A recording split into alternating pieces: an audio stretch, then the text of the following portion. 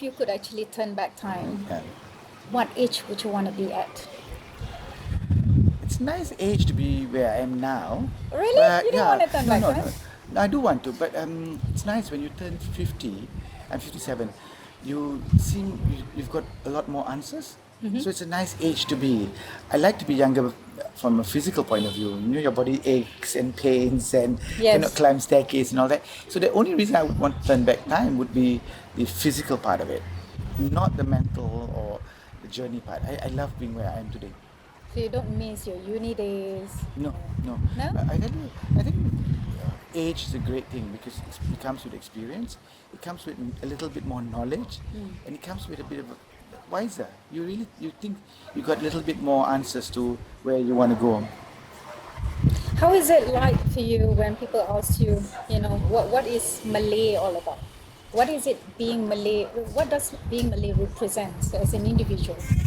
I love being Malay, and I think it comes from my father always teaching me the strength of you're Malay and you're Muslim, and you don't have to answer to anyone. So I've always been very proud of being Malay and the rituals and the tradition. Uh, I'm pure Malay as much as I can think. My father's from Negri, my mother's from mainland Penang. Um, being Malays, I remember being the Malays being very gentle people, nice people, never aggressive, never violent, never rude. I think the Malays have changed a lot in the last 20, 30 years. But what do you think makes a Malay Malay? Is it the language they speak? Is it the way they dress? No, I think it's your rituals, the life that you lead, the feeling.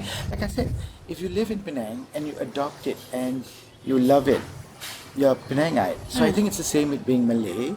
If you adopt the rituals and you adopt the beliefs or the tradition and really love the language and everything is about the culture or the race, then I think you can be a Malay, in your headspace. I think there's more. Some people are more Malay than the Malays. Yes, Yeah. exactly, right? Yeah. Because I come across this conversation with a lot of people saying that you're not Malay enough or you're not Melayu enough.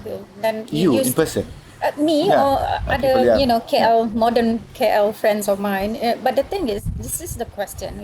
What makes a person Malay? Yeah. Is it because we don't speak the language? I throw back this question to these people. If you're 1/3 Malay, are you less Malay than somebody who's 3/4 Malay? Or if you're 1/5 Malay, and if you're half Malay, half Chinese, do you have to say that you're Malay or Chinese? So I think people have been pigeonholed or told to say, hey, we're doing a project this year called Same Done Line I'm project. part of that. Yeah. Isn't it wonderful? Yes, It's yes. all about love, it's about mix, it's about celebrating the fact that you're mixed as opposed to like, oh no, you've got to go in a box because you are Malay. And all these kids are born with like Malay Chinese parents or Malay Indian to have to box themselves at a very early age. So I think it's not a nice thing for kids to go through. That's true. That's true. That's a whole difference of between today's generation and Yeah. yesteryears and so Yeah, on. I mean, I come from a generation that you never questioned this Malay, Chinese, Indian thing. You celebrated it, and you didn't compartmentalize everyone. So now everybody's put in a box. I think for me to be able to embrace whatever race that I come from, it's just about being the individual that you want to become, right? And enriched by the fact that you Yes. have this father, that mother who has that gene pool and this gene pool. I think people should celebrate this mix and celebrate the fact that you're enriched by social history. Like, oh, the English came here and did things to us. Yep. But they also enriched us. So why don't we just celebrate that instead of saying, oh, they colonized us? Yeah. Yeah. So I would like to take the positive road of enrichment as opposed to say, oh, you're half. Yep. What do you look for when it comes to, I know you've got a big team, you've got big events, festival running all year long and everything else. But when you start hiring people, right, to become part of your core team, what qualities do you look for? I always ask them 2 questions. Even this, I ask even in my factory, do you wash toilets? Okay. And do you give money to your mother? Right. And everybody's shocked, like, I come here as a job as a manager or a creative assistant. Why are you asking me whether I wash toilets? I think it gives a lot of sense of a person's ability to adapt person's ability to understand that you work as a team. If the toilet needs to be washed, somebody's got to wash the toilet. If I can wash the toilet, you can wash the toilet. And giving money to your mother means you are responsible and you care for someone else more than you. So that's my trick question. And you normally would get the job if you answer those two questions. Okay. Other than the obvious qualities. I don't even see the paper qualifications. I very seldom look at paper qualifications. I think it's the heart. We're gonna start, sending our resumes now, but we're gonna answer that two questions. That's why I think it's very important. I think character is far more important. And sometimes it's not about somebody how great a worker they are or what great abilities that they have. It's about how human you're going to be, because you're going to interact with other people, right? And you can't. I don't like people who are angry. I think there's a lot of angry people out there, and no matter how good you are, if you are angry, you can't work. You will find fault with everything, the workplace, the workspace, people, the toilet, the salary. So I think it's about being very settled in your own headspace. That's what I look for. Do you have a bucket list? What is a bucket list? I don't know, the things that you want to do before you leave. Okay. That okay. I was seeing this bucket list thing. I thought, what is it? Okay, bodoh kan. Sorry. I want to do a film. There's a film in my head called Five Kings. It's about my late father being in Malay College at the time of Anthony Burgess. Okay. I wanted to show a picture, like a Merchant Ivory movie, about the beautiful part of being Malay. The beautiful part about embracing English as a tool, as an asset, and the beautiful part about how young Malay men will be trained to be kings of a nation. You want to make a movie based on this? Yes. And you in the movie as well? No. No? It's my tribute to my late father. I used to hear him telling me stories about, he went to school with five kings. And the stories were, my father didn't come from a rich family, but he went to Malay College because we are of noble blood somewhere along the line. Right. So he got there and he was surrounded by people with Daimlers and Bentleys and Rolls Royce and servants and all that, and he wasn't. And it was funny, it was comical, it was quirky, but it was beautiful. I mean, he could recite Shakespeare. He wasn't threatened by English. He loved English, and yet he was as Malay as anyone can be, and proud to be it. So Does he speak really good English? Yeah. Impeccable? Yeah, impeccable English, and he would recite he could recite Shakespeare like every one of it, and I thought wow, and he was never threatened as a Malay, and he was a good Muslim, very good Muslim, prayed 5 times a day, but he was also president of the Turf Club, and he said, buat baik jangan sekali, buat jahat berpada-pada, and what a clever thing. He says you're never a totally good person, so always restrain your negative or your bad habits, moderate it.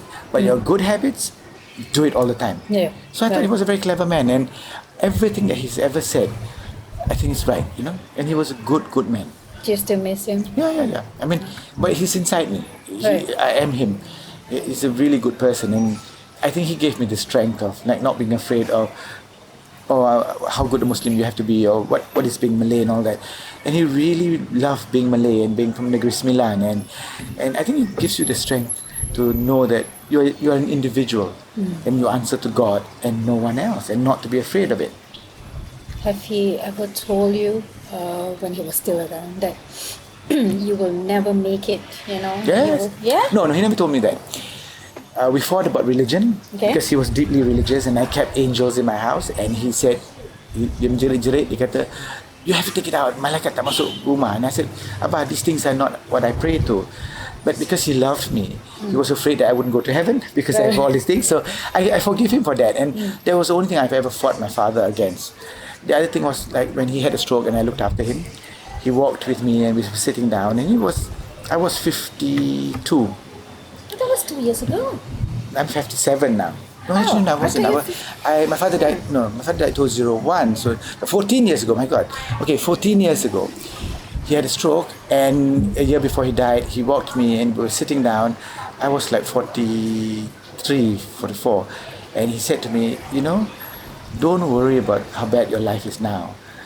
I know that you will make it, and I only started making money when I was 50. And if there was anything that anybody ever said to me, that gave me strength. Like you, I had completely failed everything that I've done. I didn't know what I wanted to do. I opened clubs, closed clubs, I had a modeling agency. I did a lot of things, but never gave me the satisfaction or the success that I wanted. But him telling me that absolved everything wrong that I've ever done. And he had never said nice things to me. Yeah. Yeah, he'd always, once he said to me after my biggest show, he said, I would have done that differently. Maybe you could do better. You know, like here you scored 10 goals, and he says, I could have done better. You know, like as a child, you hated it. Right. You hated him. Like, why didn't he love me enough to say, good job, good job? And he said this. He said, why should I say nice things about you? You know, Okay. so that's really character Okay. building, and it came from the man you love, the man that who should have tapped you and said great things he didn't. But today, I realized what it all meant. You know, and I okay. Next question. You know? Next question. Yeah. I'm quite sure there's a lot of misconception about you. You know, A lot.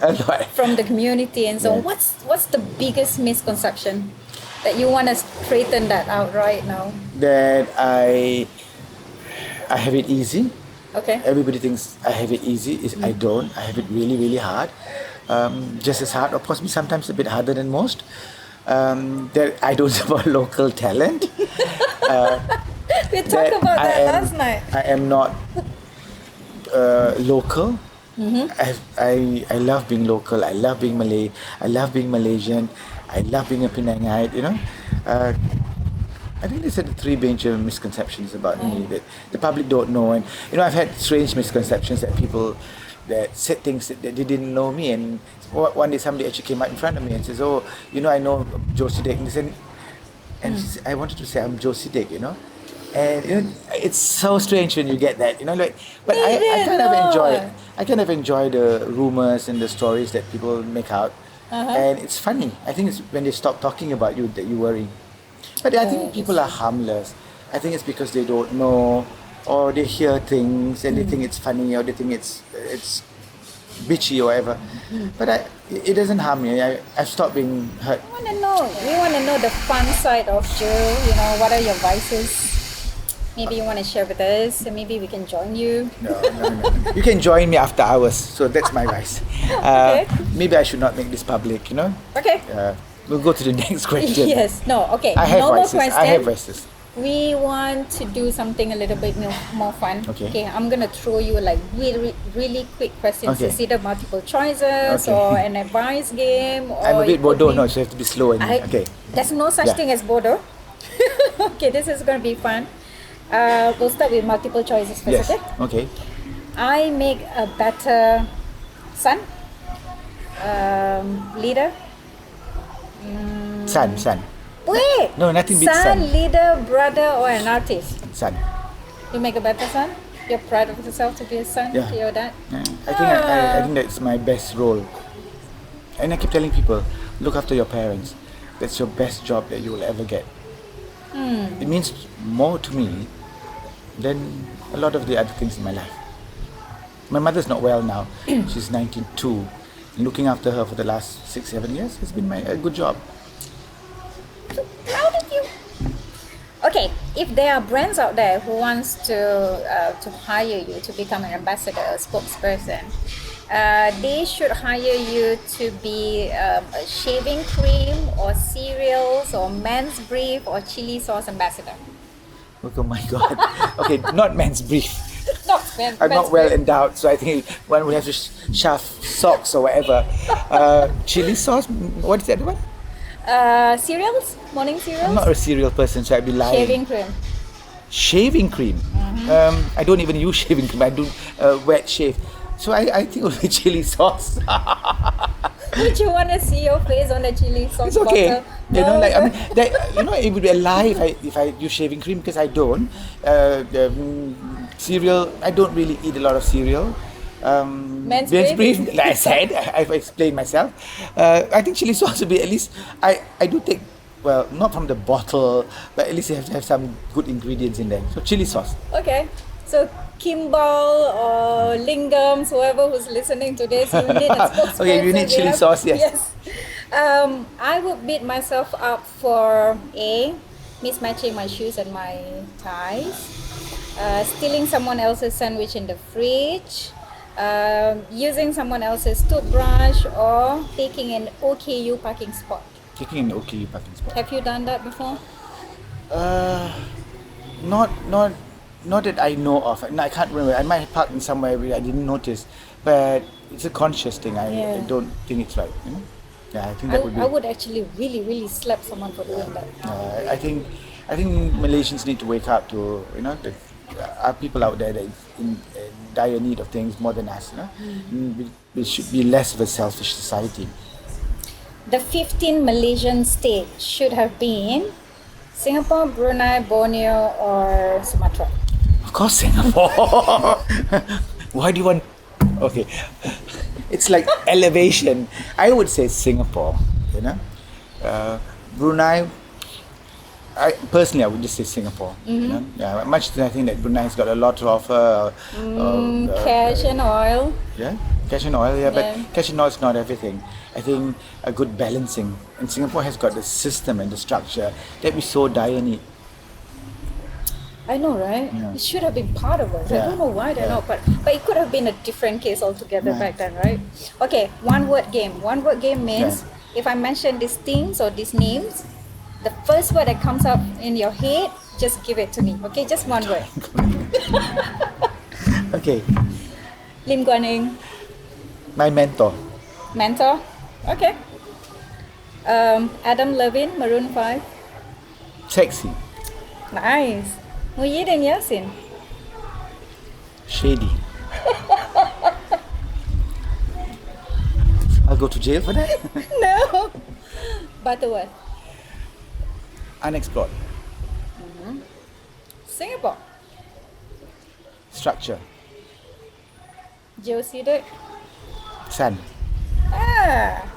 Okay. Okay, done. No, not yet. Oh, okay. Advice game.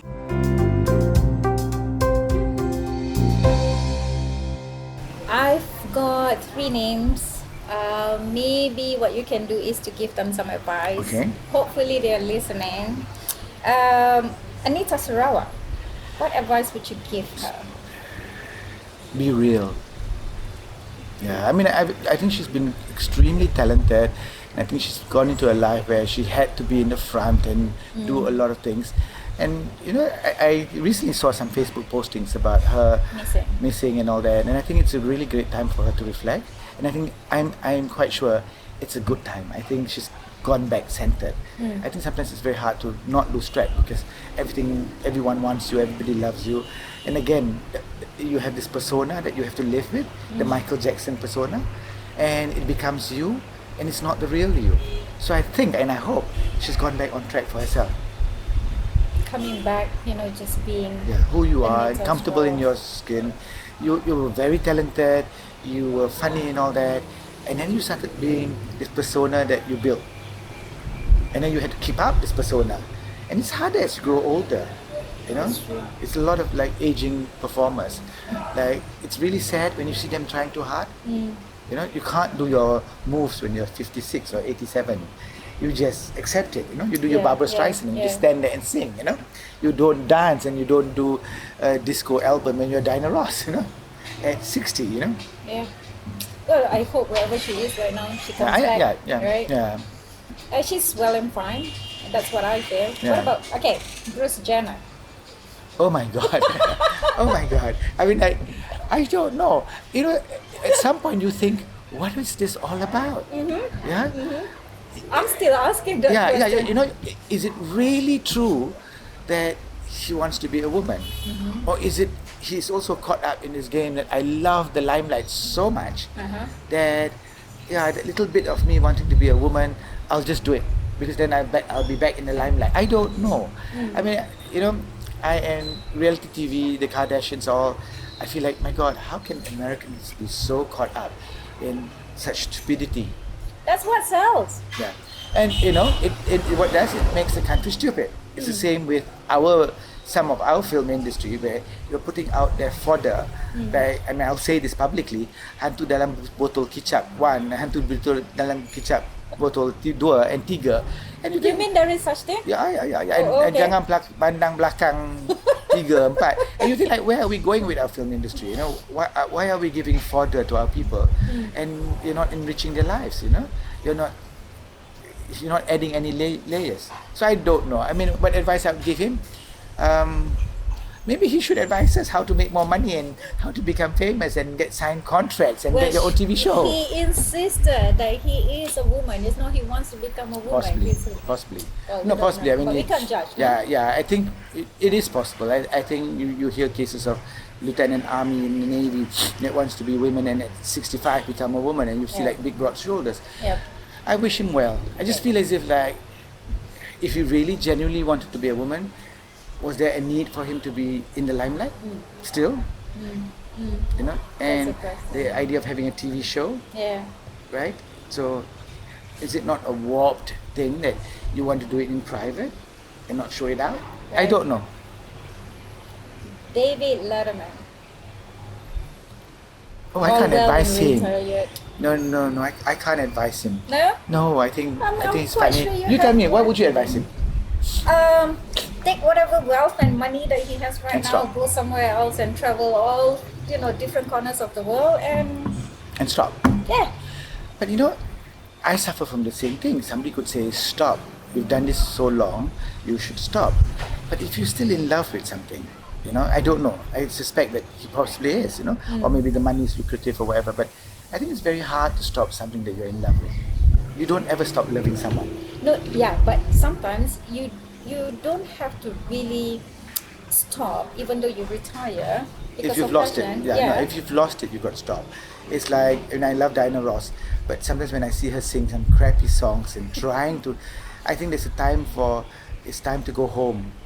Someone once told me once, when I was outside the club, and I maybe should not make this public, but at 8 o'clock in the morning, I was outside the club, waiting to go inside the club again. This is the heydays of my partying days. And a friend of mine stopped the car and says, Joe, it's time to go home. So there's a time to leave the bar because no one's going to pick you up. Yes. There's a time to stop something because it's just the right time. Yeah, maybe. Okay, last one. Our dear young politician, Khairi Jamaluddin. I thought he was the most intelligent, young, biggest potential. I think a little bit of arrogance has gone into him. My personal feeling. Is it arrogance or is it charisma? It's not charisma. I think it's arrogance. Okay. Yeah, of course, he's charming. He does the right thing and all that. But it's a sense of like, he's a young chap. You have not learned the ropes yet. You can't see yourself as a 50-year-old man who's been there, done that, and throwing out advice, right? I learned the ropes. And I mean, the good side of him is he's on the ground, he's doing things. But my opinion is learn the ropes, and be Malay, be a little bit more respectful when you make commentaries. Because I think at any given age, the people older than you know better. Yeah. The people before us have better advice to give us. Although we have more things to put on the table, they've done it, been there, done it, they've learned it. So some parts of it, I think, it just needs to listen and well, I don't know. Somewhat, I completely agree with you on that. I think he's got a lot of potential. Yeah, I think he's one of the cleverest ministers that we have. Yeah. Yeah, I mean, I say that for him. I think he has huge potential. I think maybe it's a persona. Maybe we discussed this. Maybe it's a persona that he feels he has to put out. But I think he is a better person.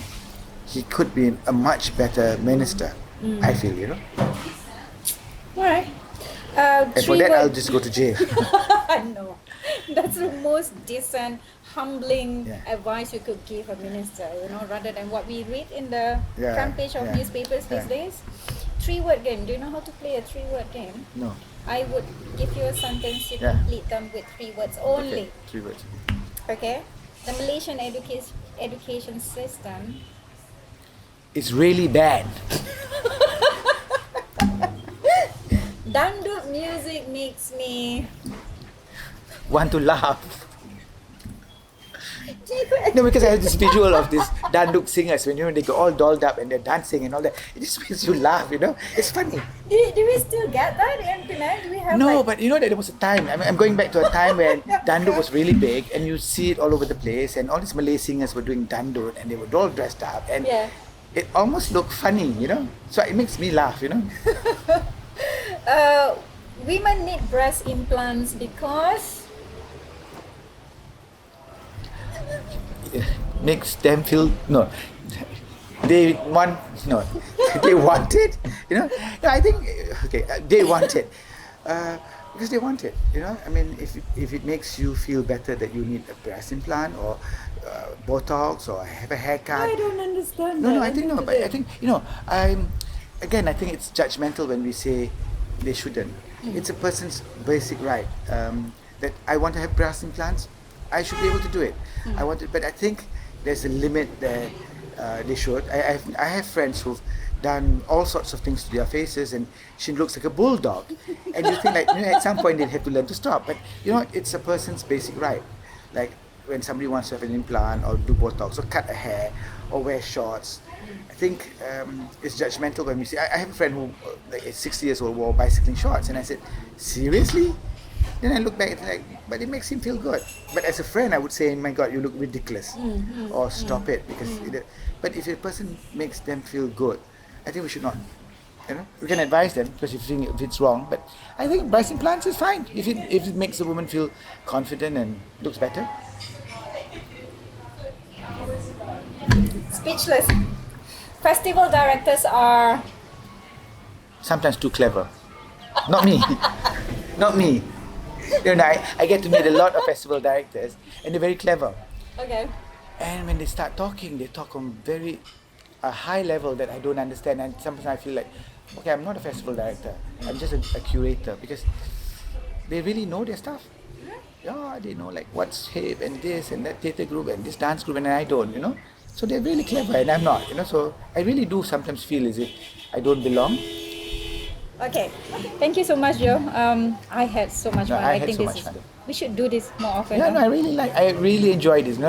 I normally don't like to be interviewed because it's nerve-wracking, and you want the person to be real, and you want to ask questions that you can answer off the cuff. Yep. And I have enjoyed this. Thank you. Thank you. thank So we've got our viewers listening right now. Maybe you would like to say something to them, especially our arts community, our entrepreneurs community, and our coffee spillers. Never give up.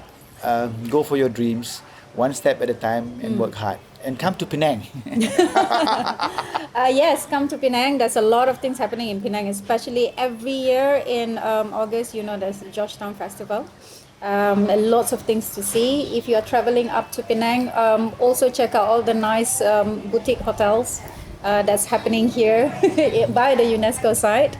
And today, this video is being shot at Ranai Tang.